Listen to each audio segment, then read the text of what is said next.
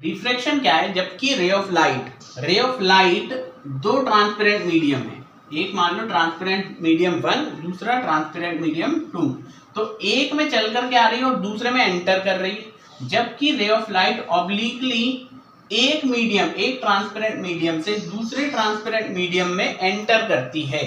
तो इसके दो वेज हैं कि अगर ये रेयर मीडियम से डेंस मीडियम में एंटर करे तो क्या होगा, या फिर डेंस मीडियम से रेयर मीडियम में एंटर करे तो क्या होगा। और रेयर और डेंस मीडियम क्या है? रेयर मीडियम है जो कम घना हो, जैसे मान लो यहां हमने एयर ले लिया। अब एयर जो है, एयर के मॉलिक्यूल पार्टिकल दूर दूर होते हैं तो वो डेंस कम होगा, और यहाँ डेंस मीडियम हमने ग्लास ले लिया तो ग्लास के मॉलिक्यूल पास होंगे, ये डेंस मीडियम हो गया। यहाँ हम उल्टा करेंगे, यहाँ मान लो ये ग्लास हम रखेंगे और यहाँ पर ये एयर रखेंगे, तो यहाँ पर डेंस मीडियम से रेयर मीडियम में, कम घने मीडियम में एंटर करेगी, और इस जगह पर रेयर मीडियम से डेंस मीडियम में रे ऑफ लाइट एंटर करेगी।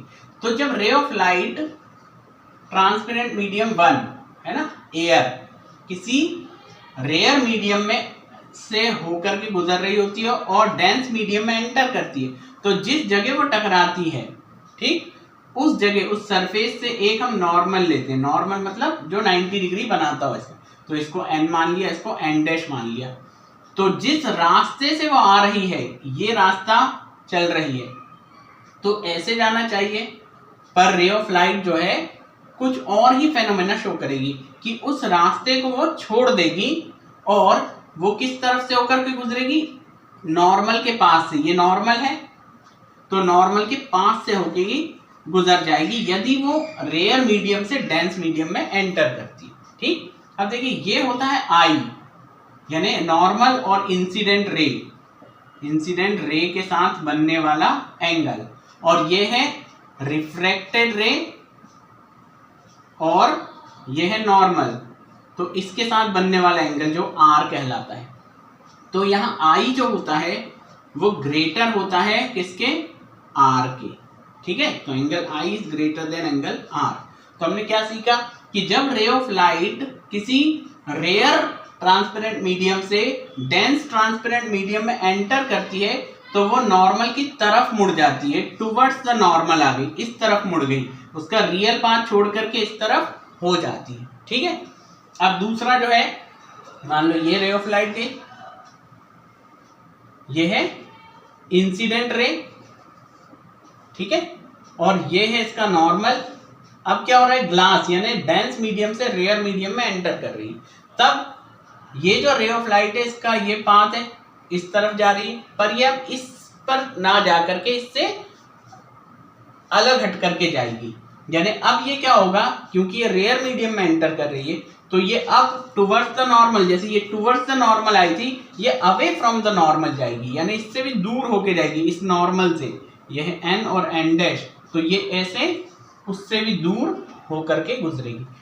तो यहाँ पर जो आई होता है वो इसके मुकाबले आर, उसके मुकाबले छोटा होता है, तो यहाँ angle i is less than angle r होता है।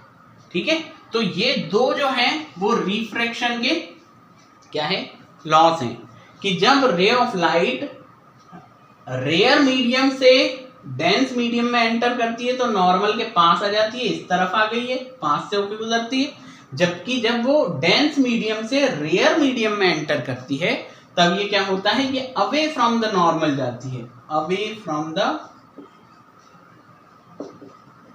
नॉर्मल।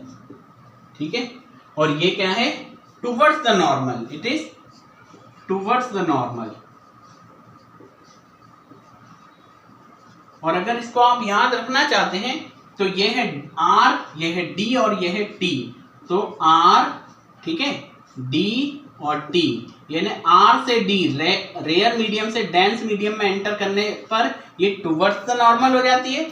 और अगर इसे याद रखना चाहते हैं तो डेंस से आर, यानी डेंस से रेयर मीडियम में एंटर करने पर रे of light away from the, इसका ए ले लिया, अवे फ्रॉम द नॉर्मल चली जाती है। तो आप इससे याद रख सकते हैं आर डी टी, रेयर से डेंस में एंटर करने पर टुवर्ड्स द नॉर्मल, और डेंस से रेयर में एंटर करने पर अवे फ्रॉम द नॉर्मल।